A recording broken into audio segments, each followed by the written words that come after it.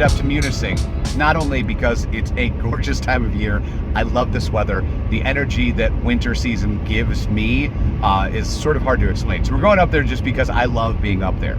The second reason is we're gonna meet my friend Neil. He's a professional photographer, and he's gonna give us some tips on how to take better photos when we are up there, specifically when we're shooting on our phones.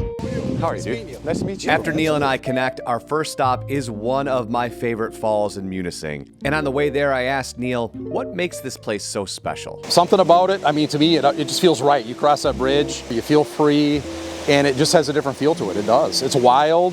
It's untamed. It's just so unique to the state. I've got a dear friend who always says the best camera to shoot on is the one that you're holding in your hand. So what I'm hoping to do here with Neil is extract some information so that you and I can take better photos using just our phone. And phones these days, they got a lot of horsepower, so the photos can be magnificent. After watching Neil for just a few minutes, I have a feeling I'm gonna learn a lot today. The falls don't have a ton of water, so one of his first tips is isolate the action. So we're gonna go to where the water is and kind of frame it so there's some excitement in the pictures we're taking. After being here for a few minutes, I got a couple shots that I'm really happy with.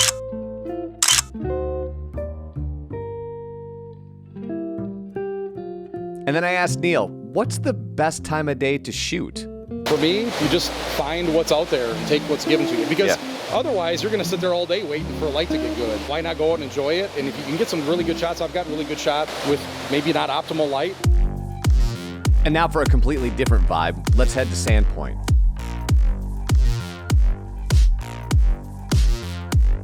And see what Neil thinks about this spot. Again, you know, you might have kind of a flatter sky. I might use maybe framing it with the driftwood just to kind of come into some of those areas in the sky where it might not be as interesting. So at Sandpoint, we have two tips. Tip number one is simplify the landscape to the interesting parts. And tip kind of 2.5 is that you can use stuff in the foreground, in this case the driftwood, to frame up the shot and add something to it to draw the viewer into the photo that you're trying to take. This driftwood's kind of cool over here. Let's see what it looks like when we take a photo using this.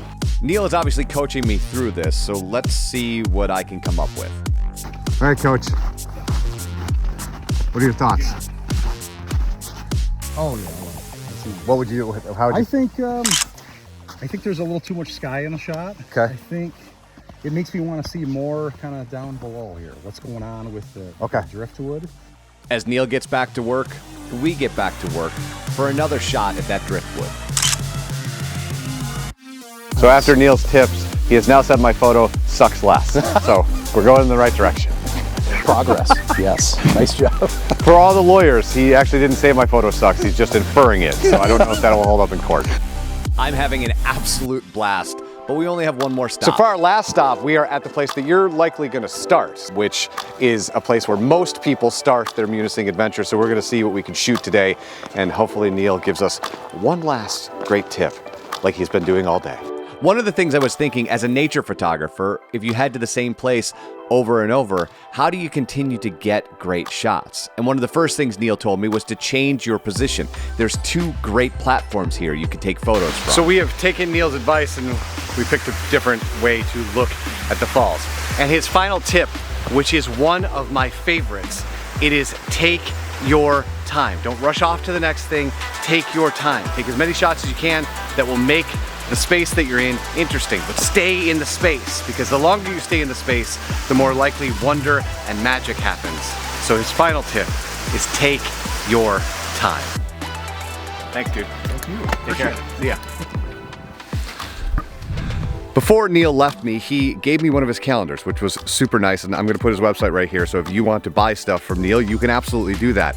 And it gave me an idea, and I thought, hey, I have the morning here in the UP, and on my way home, maybe I could try out some of those tips from Neil, and then head off into the sunset, if you will. So we are at Tequamanon, because what better place to use Neil's tips on a beautiful winter morning.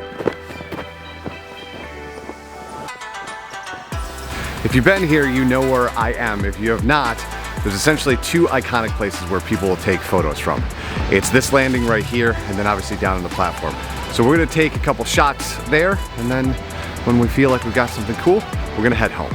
This time of year, or any time of year, I just like to be outside. So it was so peaceful to be shooting photos at Tequamanon when literally no one is around. What do you think of these?